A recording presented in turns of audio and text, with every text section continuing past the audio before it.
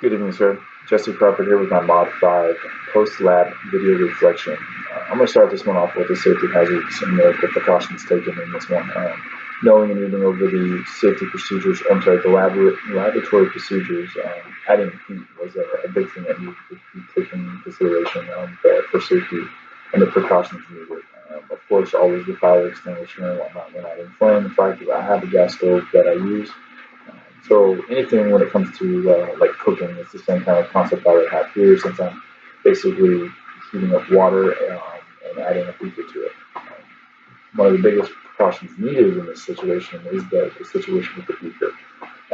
The beaker is being heated, so the glass molecules are being heated, excited, and moving and getting and becoming flexible and whatnot. The one thing I need to be aware of during this exercise, um, even like from the transferring from the water to my hot pad or anything of that nature, any type of movement with the beaker, keeping it, for one, off of cold surfaces, along with cold liquids and stuff like that. I don't want to make the, the beaker become instantly cool, causing the molecules and stuff to almost come to a screeching halt, which would shatter my beaker along with exposing the entire solution I've just created. That also goes into the from part A, from part one to part B, two, with the cleaning of the beaker once I've filtered it into the flask. Once I need to clean it, again, the beaker can still be relatively warm, and I can be able to transfer it and whatnot. Now to clean it, I want to ensure it's cool and not hot. It's cooled down enough that it can be cleaned. And again, I want to also make sure the water is not cold. I want to make it warm so that when I do stick the flask the beaker into the water, the molecules again are in the glass are not instantly cooled down, causing them to slow rapidly. And again, breaking my flask when I want to prevent that. That was one of the big things that I took into consideration in starting this thing. As far as the experiment itself, um, this one consisted of taking vinegar or and adding a ball of steel wool, about a gram, sorry, not about 8 gram of steel wool, and creating an iron acetate solution out of it through the heating process on the stove. And then the second part of that was taking hydrogen peroxide and a creamy tart solution, and then adding the iron acetate solution to it, and recording the temperatures along with the changing color between 0 seconds and 2 minutes.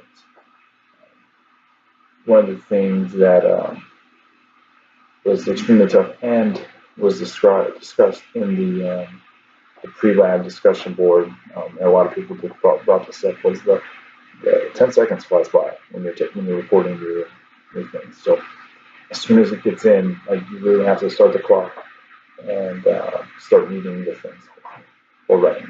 Luckily, I was able to read those prior, so I had my wife actually assist me on this matter. Even then, with my whole wife helping me, I still had issues getting it like every 10 seconds and whatnot. One of the things too was I really didn't see much change, I guess, with the thing. So my results show from 0 to 10 seconds, roughly 72 degrees, and I ended at 74 degrees. I saw not much change throughout the experiment. I did see a bigger change within the color. Instantly was put in there. I was also taken back by it because I was trying to get it all going. It was a dark, deep orangish color with yellow on it, like a yellow, but then as it started to stir in, it rapidly changed to a yellow, like a neonish colored yellow, where then it ended in a light yellow. Not too light, but lighter. As seen in the photo I've uploaded also. The differences while watching or while recording the results every 10 seconds, I really didn't see as I'm watching it a color change. But if I take from the first image I had went in as that orange color, roughly orangish yellow, to that final color of yellow, definitely you can see a major change in color. But during the experiment, it was extremely tough in my mind to see the change in those colors. Um, so why did it do this? That is that's something I'm still trying to understand. But um, with this equation, this also kind of goes into modular objectives in a way, like with the balancing of electrons and stuff like that. As a like I won't say electrician. I've gone to electronic principles, and I'm a radio troop by trade. So we use that idea of electrons and stuff like that, and the theory behind it quite a bit, as far as like power and stuff like that, and even just the transmission of um, audio through a piece of cable. I mean, it's electricity being shot through it and shot out as a waveform. Um, so with that, I got a basic understanding of it.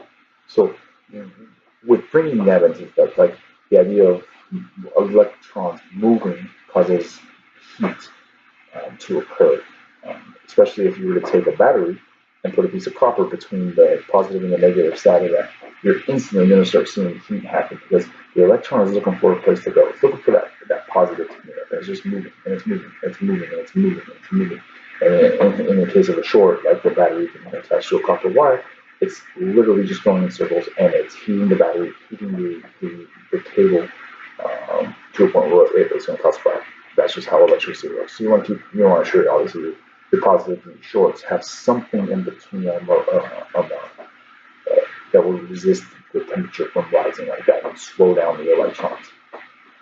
So I'm not sure that's the situation that's going on here, but with the idea of balancing, and you're taking a positives and negatives, and if you have positives, you're going to want to put some negatives there, electrons there. And so there's movement of electrons, and when I see movement of electrons, that's kind of where I'm getting at the point of electricity and heat being generated by the movement of electrons. Again, I'm not positive on this situation. I'm trying to wrap my head around it and try to understand the situation. But I mean, that kind of goes into the second part of the balancing of the electrons in the equations and whatnot. And that, sir, is my Mod 5 video lab reflection. I appreciate your time.